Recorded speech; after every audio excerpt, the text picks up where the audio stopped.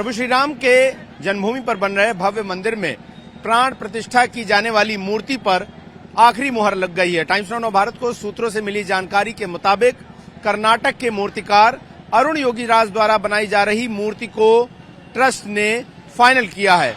बताया जा रहा है कि ये मूर्ति जो है वो 51 इंच की है।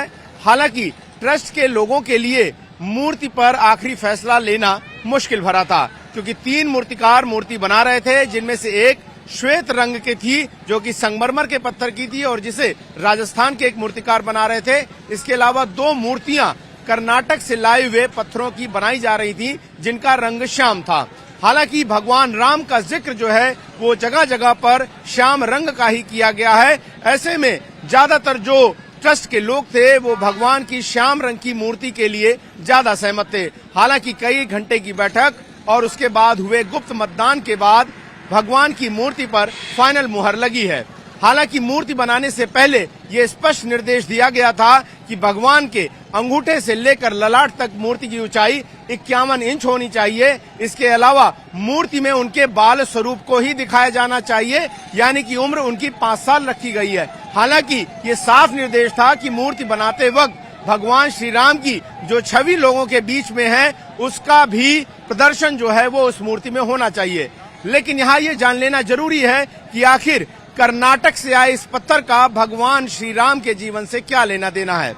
कहा जाता है कि जब राजा दशरथ को पुत्र प्राप्ति नहीं हो रही थी तब उन्होंने श्रृंगेरी ऋषि के निवेदन किया था। उस वक्त श्रृंगेरी ऋषि ने भगवान दशरथ के लिए कामेष्टि यज्ञ किया था और उस यज्ञ के बाद श्री रामचंद्र और उनके बाकी 3 भाई इस धरती पर आए थे। कहा जाता है कि जो कर्नाटक का वो काला पत्थर है वो कारकाला तालुके से आया है, जहां पर ही पास में 60 किलोमीटर पर श्रृंगेरी ऋषि का मठ है और यही वजह है कि श्रृंगेरी का जुड़ाव सीधा रामायण से है। ऐसे में ये एक बड़ी वजह रही कि कर्नाटक के नेल्लिकोर के इस पत्थर को भगवान की मूर्ति बनाने के लिए तय किया गया था।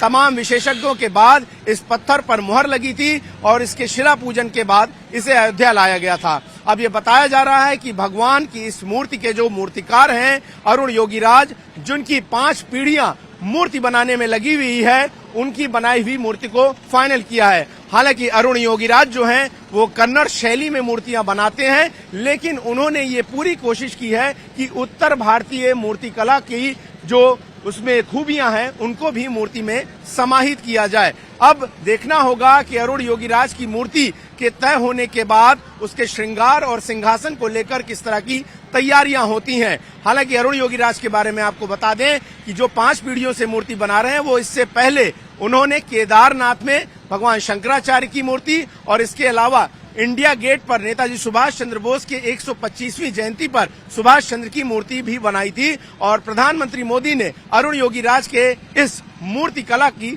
सराहना भी की थी। पिछले 6 महीने से लगातार 12 घंटे अरुण योगीराज जो है भगवान श्री राम की मूर्ति बनाने में लगे हुए थे और अब सूत्रों की माने तो ये बिल्कुल तय हो चुका है कि भगवान रामलला की जो अचल विग्रह होगी, जो नए मंदिर में प्रतिष्ठित होगी, वो कर्नाटक के बने हुए पत्थर मूर्तिकार अरुण योगीराज की बनाई हुई होगी।